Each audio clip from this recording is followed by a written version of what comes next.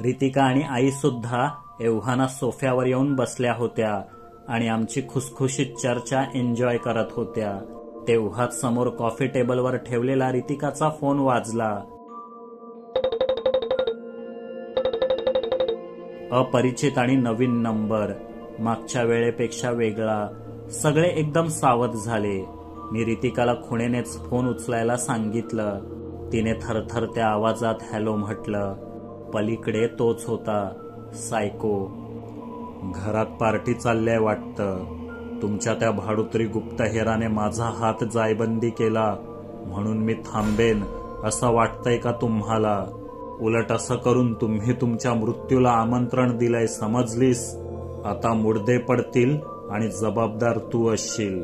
शेवटची संधी देतो, लग्नाला नकार दे आणि मी सांगतो तिथे निघून ये, तरच हे हत्याकांड थांबेल.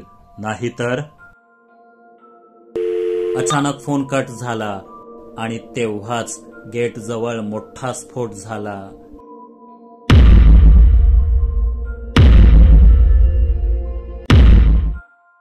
आम्ही सगळेच धावत पळत बाहेर पडलो.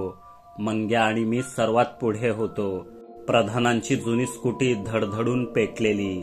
सखी आईंना मिठी मारून रडू लागली. रितिका हताशपणे उभी होती. विराज चिडला होता. बाबांच्या डोळ्यातही पाणी चमकताना दिसलं. दही फळेंनी त्यांना आधार दिला. अंगणातील झाडांना पाणी देण्याच्या नळाने आम्ही आग विझवली. धुमसणाऱ्या अवशेषात नोकियाच्या जुन्या मोबाईलचे तुकडे आणि काही तारा सापडल्या. झेमण्याने मोबाईल बॉम्ब लावून ठेवला होता, पण त्यासाठी कमीत कमी अर्धा तास तरी लागणार. कधी केलं हे काम त्याने? मंग्या चिमट्याने एक जळणारा तुकडा उचलत म्हणाला. आईने संध्याकाळी मला श्रीखंड आणण्यासाठी पाठवलं होतं. इतरही बरंच सामान घ्यायचं होतं. तेव्हा बाजारात पार्किंगमध्ये अर्धा पाऊण तास गाडी उभी होती. विराज म्हणाला, नशीब तुला काही झालं नाही. आईने डोळे पुसत म्हटलं, हा बॉम्ब फक्त धमकवण्यासाठीच होता. मोबाईल बॉम्बमध्ये टायमर सेट करता येतो. आपण सगळे एकत्र असतानाच धमाका करून त्याला आपलं शक्ती प्रदर्शन करायचं असणार. विराज, तू पोलिसांना बोलावून घे, बाकीचं आम्ही बघतो. असं म्हणत मी रितिकाकडे गेलो. ती अजूनही थरथरत होती. तिचा मोबाईल घेतला. आत आम्ही एक सॉफ्टवेअर इन्स्टॉल केलं होतं, म्हणजे पुन्हा धमकीचा फोन आला तर कॉलरला लोकेट करता येईल. कॉल टाइम 1 मिनिटापेक्षा कमी होता. इतक्या कमी अवधीत लोकेशन ट्रॅक करणं अशक्यच, पण मुंबईतील आमच्या टीमने काही कमाल केली असेल अशी अपेक्षा होती. आणि लगेचच राजेशचा फोन आला. हॅलो, सायकोचं लोकेशन मिळालंय. कोऑर्डिनेट्स तुला मेसेजने पाठवतो. पुढच्या 5 मिनिटात प्रधानांच्या गेट जवळ झालेली शेजाऱ्यांची गर्दी हटवत आम्ही गाडीने तिथून निघालो. निदान जेवून तरी घ्यायला हवं होतं. सचिन कुरकुरला, एकदा या सायकोला पकडू देत, बिर्याणीच खायला घालतो झेमण्या तुला, मंग्या म्हणाला. गाडी पूर्ण वेगाने राजेशने पाठवलेल्या लोकेशनकडे धावत होती. पुन्हा एकदा शहराबाहेरचा निर्मनुष्य भाग. गाडी मुख्य रस्त्यावरून आडवाटेला लागली. अगदीच जंगल नसलं तरी झाडं झुडपं होती. पडीक इमारती होत्या. इतिहास जमा झालेली ही एक औद्योगिक वसाहत असावी. गंज खात पडलेले मोठमोठे कंटेनर्स सुद्धा होते. सायकोला चाहूल लागू नये म्हणून आम्ही गाडी रस्त्यावरच थांबवून पायी निघालो. प्रत्येकाकडे टॉर्च, स्वसुरक्षेसाठी चाकू वगैरे होता. माझ्याकडे गन होती. परिसर मोठा असल्याने आम्ही विखुरलो. तो कुठेही असू शकतो.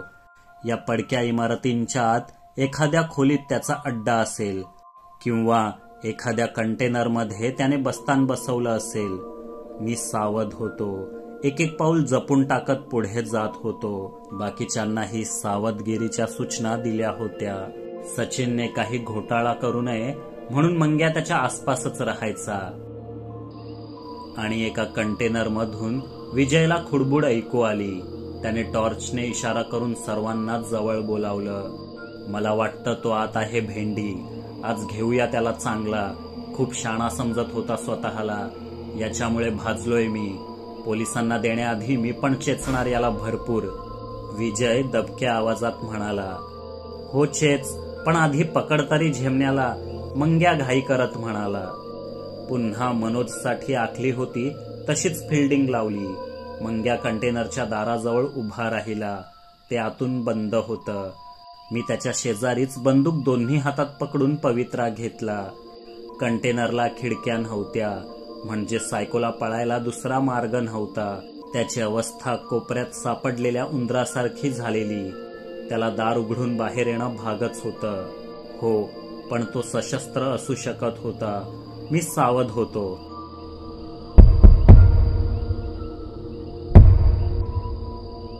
मंग्याने जोरजोराने दार वाजवलं, पण आतून प्रतिसाद मिळाला नाही. मी कंटेनरला कान लावला. फक्त उहू इतकंच ऐकू आलं. हा सायको खूपच चलाख होता. त्याला संधी दिली तर त्याने सचिन विजयवर केला तसाच हल्ला पुन्हा केला असता. मला त्याला तितका वेळच द्यायचा नव्हता. मंग्या, तोड दरवाजा, मी म्हटलं. लोखंडी कंटेनरचा दरवाजा तोडणं तितकं सोपं नसतं. पण ज्यांना माहीत नसेल त्यांना पुन्हा एकदा सांगतो. आमचा मंग्या गाडी चालवण्याबरोबरच लॉक एक्सपर्ट सुद्धा आहे. त्याने कंटेनरला हात लावून लोखंडाच्या जाडीचा अंदाज घेतला. मग बॅगेतून काही रसायनं काढली. त्यातील एक टूथपेस्ट प्रमाणे होतं. ते त्याने कंटेनरच्या दारावर उजव्या कोपऱ्यात 2 रुपयांच्या नाण्या इतकं गोल गोल लावलं. मग एक सिरिंज काढून त्यात दुसरं हिरवं रसायन ओढून घेतलं. मला म्हणाला, लांब हो. मी बाजूला झालो. त्याने नाकावर रुमाल बांधला आणि सिरिंज मधील द्रव नेमका त्या नाण्याच्या आकाराच्या टूथपेस्टवर मारला. दिवाळीत नागगोळी पेटवल्यावर पडतो तसा काळाशार धूर बाहेर पडू लागला. तो थांबताच तिथे छिद्र तयार झालेलं दिसलं. मग मंग्याने बाटलीतील पाणी त्यावर मारून एक स्क्रूड्रायव्हर आत घुसवला. अंदाजानेच काहीतरी फिरवलं आणि मागे धावला. तसं धडधडत कंटेनरचं दार वर जाऊ लागलं. आपोआपच दिवे लागले आणि जे दिसलं ते हैराण करणारं होतं. आत सायको नव्हता, पण मधोमध एक खुर्ची होती. खुर्चीवर तोंडाला पट्टी बांधलेली नर्सच्या गणवेशातील एक तरुणी बसलेली. अंगावर ठिकठिकाणी जखमा होत्या आणि डोळ्यात भयंकर भीती दाटलेली. तिच्या मागे आणि पुढेही उभे आडवे तिरके बांधलेले असंख्य धागे. धाग्यांचं एक जंजाळच तयार झालेलं. खुर्चीचे मागील दोन्ही पाय इंचभर कापल्यामुळे ती मागच्या बाजूला झुकलेली. त्यामुळे नर्सची मान वर होती आणि अगदी तिच्यावर एक लखलखीत लांबलचक आणि धारदार पातं अशा प्रकारे बांधून बसवलेलं की सुटलं तर तिचा शिरच्छेद नक्की होता. बराच वेळ काही घडत नाही हे पाहून अंधारात दबा धरून बसलेले विजय आणि सचिनही पुढे आले. हे दृश्य पाहून बुचकळ्यात पडले. ते मला काही विचारणार त्याआधीच माझा फोन वाजला. निनावी नंबर होता. मी रिसीव्ह करून स्पीकरवर टाकला. हॅलो प्रोफेसर, ओळखलंस मला? खरं नाव वेगळं आहे माझं, पण तुम्ही सायको म्हणता आणि मला सुद्धा आवडलंय हे नाव. तू खूप चांगला डिटेक्टिव्ह आहेस असं ऐकलंय. May be number 1 in the world, but I don't think so. जोपर्यंत या नंबर 1 विलनला हरवत नाहीस तोपर्यंत कसला तू नंबर 1? Leave it. आता तुझ्या समोर एक कोडा आहे. काय ते समजलंच असेल तुला, तरी तुमचा वेळ वाचवण्यासाठी सांगूनच टाकतो. ती बिचारी नर्स इंडस्ट्रियल पेपर कटिंग मशीनच्या धारदार पात्याखाली बसली आहे. ते पातं असंख्य लहान लहान दोरांनी वर बांधून ठेवलंय. तुम्हाला तिच्यापर्यंत पोचायचं तर सगळे दोर कापण्याशिवाय पर्याय नाही. आणि 5 पेक्षा अधिक दोर कापलेत तर ते जाडजूड पातं खाली निसटेल आणि बिचारीचं मुंडकं धडा वेगळं होईल. कॉलेजात शिपायांचं केलं होतं ना, अगदी तसंच. काहीच केलं नाहीत आणि पोलीस अग्निशमन दलाची वाट बघत बसलात तरी पात्याचं वजन असह्य होऊन दोर आपोआप तुटतील. बिचारी तुमच्या देखत हलाल होईल. तेव्हा लवकर काय तो निर्णय घे. 20 मिनिटं आहेत तुमच्याकडे. नशीबवान असशील तर 25. बाय. लवकरच पुन्हा भेटू. सायकोने फोन कट केला. त्याने माझा नंबर मिळवला आणि अद्ययावत ट्रॅकिंग सिस्टम लावलेल्या माझ्या मोबाईलवर कॉल लावण्याचं धाडसही केलं. म्हणजे तो बराच पोचलेला वाटत होता. राजेशला माझ्या नंबरवर आलेला शेवटचा कॉल ट्रॅक करायला सांग, मी सचिनला म्हटलं. तो कामाला लागला. तोवर मी धाग्यांचं जवळून निरीक्षण केलं. सायको खरंच सांगत होता. ते अगदी पातळ सुती धागे वाटत होते, वर बांधलेल्या पात्याच्या वजनाने ताणलेले. त्यांनी फार वेळ तग धरला नसता. मधोमध ठेवलेल्या खुर्चीच्या मागे पुढे, डावी उजवीकडे अशा धाग्यांचा गुंताच असल्याने आम्ही कुठल्याही बाजूने तिच्यापर्यंत पोचू शकत नव्हतो. नर्सचेही हातपाय खुर्चीला करकचून बांधलेले. तिने काही कमी अधिक हालचाल केली असती तरी पातं खाली कोसळलं असतं. नेमकी परिस्थिती समजून घेण्यातच 5 मिनिटं निघून गेली. विजय, मंग्या, सचिन आपापल्या परीने डोकं घासत होते. कंटेनरवर चढून मघाच्याच रसायनाने मोठं छिद्र पाडतो आणि पातं पकडीने वरच्यावर धरून ठेवतो. मंग्याने डोकं लढवलं, पण चुकून त्या द्रवाचा एकही थेंब खाली धाग्यांवर पडला तर तुझं छिद्र पूर्ण होण्याआधीच खाली जीव जाईल बिचारीचा. विजयने रास्त शंका उपस्थित केली. मी काय म्हणतो, आपल्याकडे गन आहे ना? चेतूचा नेम पण चांगला आहे. थेट वरच्या पात्यावरच गोळी झाडली तर धक्क्याने ते मागं जाईल आणि जीव वाचेल नर्सचा होलसेलमध्ये, सचिनने सुचवलं. या 1760 उभ्या आडव्या धाग्यांमधून नेमकी पात्यावर गोळी झाडणं एकलव्यालाही नाही जमणार रे. आणि जमलंच तरी या शॉटगनच्या झटक्याने 50-60 किलोचं जड स्टीलचं पातं किती मागे जाईल. मानेऐवजी ते डोक्यावर पडेल तरी मृत्यू अटळच, मी निराश होत म्हटलं. तेवढ्यात कुठलासा दोर तुटला आणि पातं काही इंच खाली सरकलं. नर्सच्या तोंडात बोळा कोंबलेला असल्याने ती ओरडू शकत नव्हती, पण मृत्यूची भीती तिच्या हादरलेल्या डोळ्यातून किंचाळत होती. म्हणत होती, मला वाचवा, कसंही करून मला वाचवा. ही तर चिटिंग झाली भेंडी. कमीत कमी 20-25 मिनिटं धागे टिकतील असं म्हणालेला तो हरामखोर सायको, पण 12व्या मिनिटालाच पहिला दोर तुटलाय. विजय घड्याळात बघत म्हणाला. मला काय करावं ते कळेना. समोरचं भयंकर कोडं वेगवेगळ्या कोनातून पाहिल्यावर एकच अँगल उरलेला, ग्राउंड लेवल अँगल. मी सरळ लोटांगण घातलं. अगदी जमिनीला चिटकून कुणीच दोर बांधू शकत नसल्यामुळे खाली 3-4 इंचाचा गॅप होता. तिथून नजर थेट खुर्चीपर्यंत जाऊ शकत होती. खुर्ची खाली एक जुनाट मोबाईल दिसला. सायकोने यावरूनच रितिकाला कॉल लावला असेल, म्हणून नंबर ट्रॅकिंगवरून पाठलाग करत आम्ही इथवर पोचलो. पण हाही त्याचा एक सापळाच निघाला. मी उंदीर असतो तर खालून आरामात खुर्चीपर्यंत पोचू शकलो असतो. पण पुढे काय? एक शक्कल सुचली. इंडस्ट्रियल एरिया असल्याने आसपास भंगार सामान खूप होतं. येताना मी काही चांगल्या लांबलचक सळ्या पाहिल्या होत्या. सचिन आणि मंग्याला पटकन त्यातल्या 2 घेऊन यायला सांगितल्या. त्यांनी धावत जाऊन ओढतच त्या आणल्या. कंटेनरपेक्षाही सळ्यांची लांबी अधिक होती. त्या लवचिक होत्या. दोन्ही सळ्यांची दोन्ही बाजूंची टोकं एका खोडाच्या आधाराने वाकवून इंग्रजी यूचा आकार केला. मग मंग्याला गाडी रिव्हर्स आणून नेमकी कंटेनरच्या दारासमोर लावायला सांगितली. तर प्लॅन असा होता की खालच्या बाजूने सळ्या सरकवत नेऊन खुर्चीच्या पुढच्या दोन्ही पायांना हुकप्रमाणे अडकवायच्या. त्यांची पुढची टोकं गाडीला मागून घट्ट बांधायची. मी इशारा करताच मंग्या गाडी जोरात हाणेल. आधी सळ्या आणि त्यासोबत खुर्ची खेचली जाईल. एकाच झटक्यात खुर्ची 2-3 फूट जरी पुढे सरकली तरी तुटलेल्या दोरांमुळे खाली येणारं पातं मागच्या मागे पडेल आणि नर्सचा जीव वाचेल. मी एका दोराला बोटाने अलगद स्पर्श करून पाहिला होता. धागे अगदीच कमकुवत नसले तरी फारसे मजबूतही नव्हते. मांजासारखी त्यांना धारही नव्हती.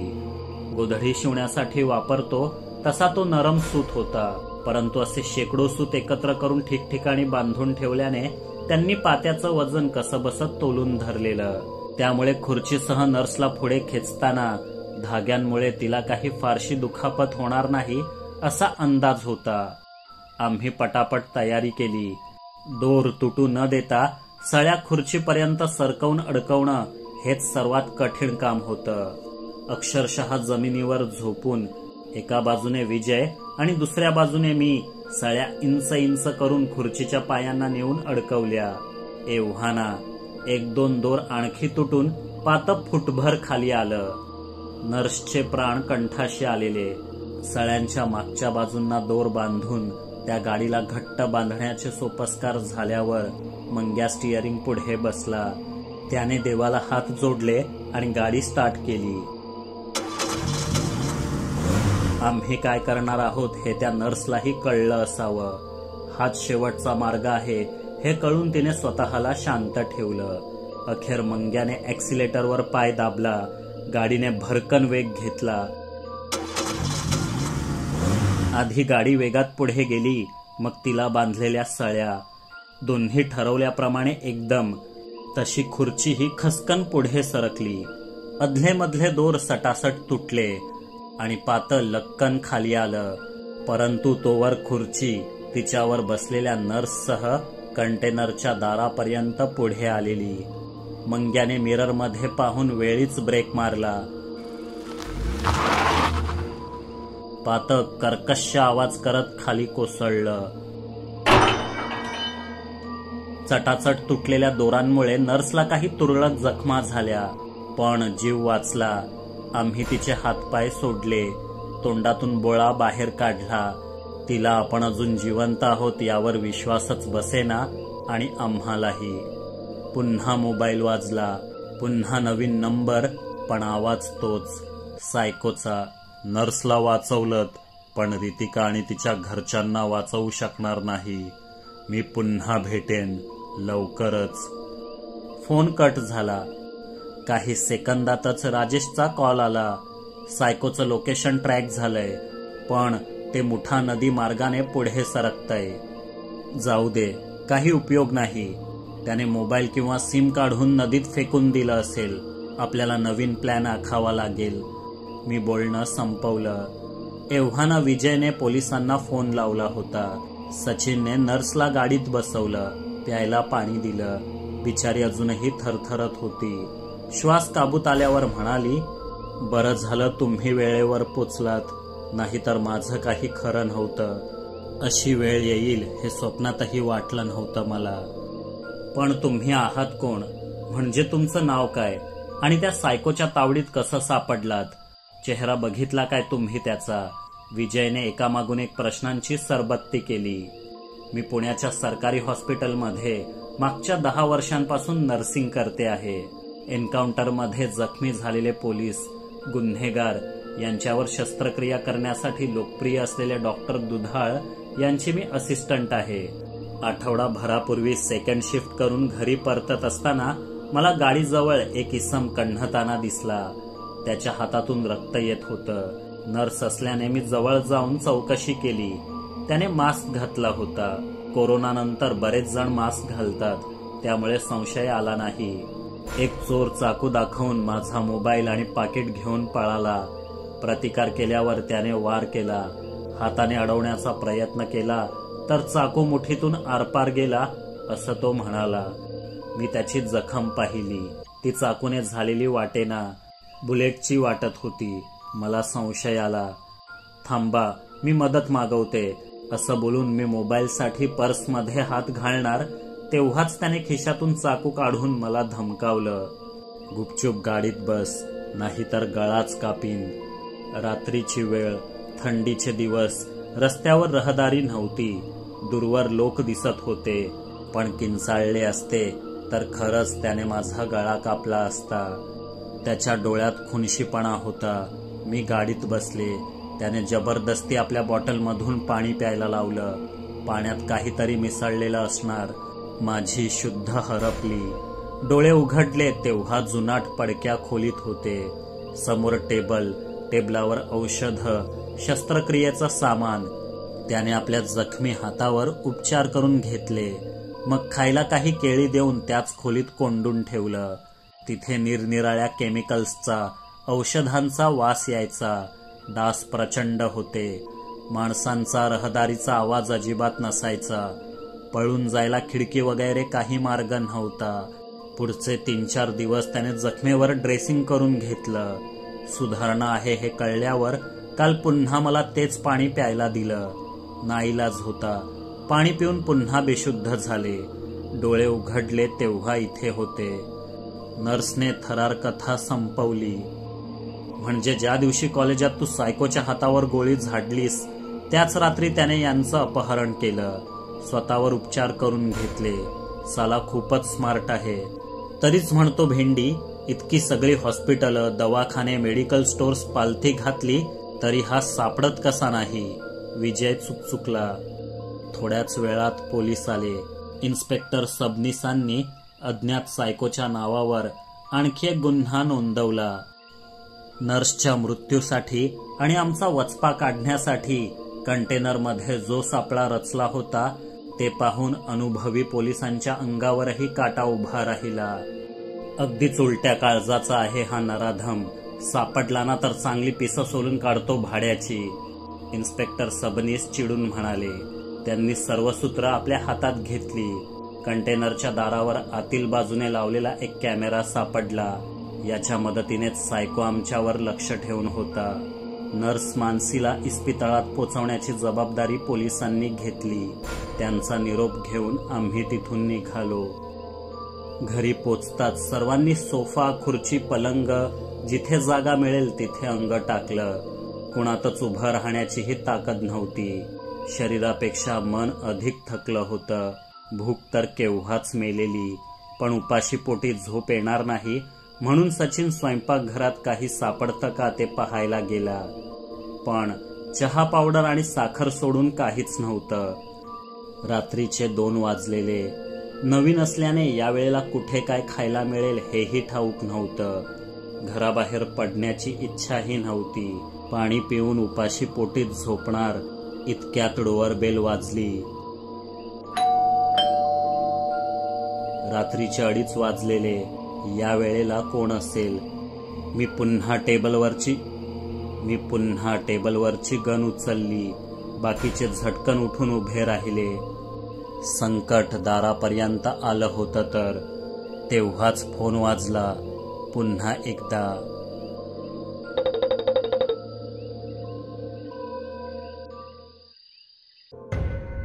या कथेचा पुढील भाग आताच पाहण्यासाठी जॉईन बटनावर क्लिक करा. सुपर थँक्स बटनाचा वापर करून तुम्ही आमच्यावरील प्रेम व्यक्त करू शकता. कथा आवडली असेल तर लाईक, शेअर आणि सबस्क्राईब करायला विसरू नका.